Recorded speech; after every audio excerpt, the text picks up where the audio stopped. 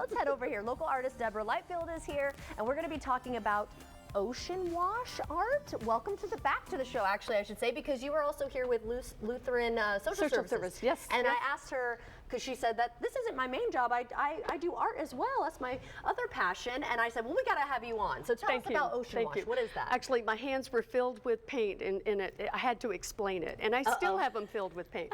So ocean wash is a different approach to art, and I have done art all my life. But this was something that about 30 years ago that kind of was created just by chance. So the way that we do ocean wash, and I believe I'm the only one that does it, but I take either watercolor paper or canvas. I put it directly into the ocean. Okay. The ocean deposits the sand. Then I take that up to the beach. I pour acrylic paint on top of it. I let it set up. I take it home, and then I see things. And so there I am out into the ocean, and that is with a piece of watercolor paper. And then I let the ocean do its thing. So I can show you the different steps here if you want. Yeah, go ahead. Okay, so this one is after it's dried. And so it's got a lot of texture in it. Yeah, did you put sand on it, or? Well, that's what happens when I put it in the ocean initially. And I've experimented over the years. Sometimes I'll paint something first. Okay. And then I'll do the ocean wash because, after 30 years, you kind of play with it a little bit. Right, you got to figure out different ways, different methods.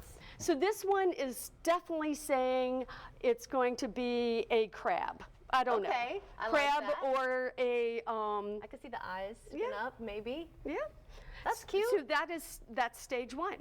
And so then on this one, I went ahead and just started sketching it in because it looked like a lot of the lighter areas were wings spread out. Right. And I may have this one unfurl a little bit. Okay. But, So you went with what it created naturally and kind of just went from there. Right. I don't know what's going to be. It also looks like sea foam. Totally. You know, that we get. That's so awesome, and it's turning into a pelican. It's going to turn into a pelican. I love that.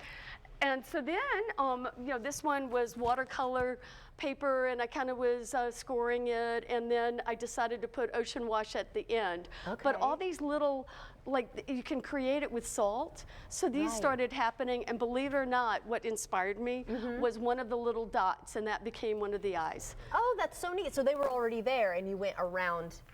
That's so cool. I know. That. I think it was me as a child looking at clouds. I don't know. I don't know. So it kind of went that way. And then, so then if you look at the bottom here, you can definitely see how the the ocean wash just is perfect for kind of going over the feet. And then it created some texture for the hat. So yeah. That's I gotta come out ocean there and wash. make some with you. That is really cool. I've never, like you said, you think you're the only one. I've never heard of this. I think it's so interesting. You have all different sizes and shapes. So where can people find your work? So right now I'm in 5 different galleries. Only a lot of times I'll do the jury shows. So the one that is the elongated woman, she's over at First Coast Cultural Arts Center in Ponte Vedra. So the month, I think it's through February. Okay. The one right behind you is at Butterfield Garage Art Gallery in St. Augustine. Okay. And I'm there all the time. So I have a lot of different artwork there, which reminds me, First Friday, every month we have Art Walk in St. Augustine, and you can get the trolley for free. Oh, okay. And so it's 5 until 8 at the St. Augustine Art Association, but until 9 at most of the galleries. And they serve wine and refreshments and food. And we at Butterfields are celebrating our 25th anniversary, so it's a very established art place. Wonderful. Then this one was a juried art show for the St. Augustine Art Association that was on Faces and Figures, and that will be many artists are involved in that. Okay.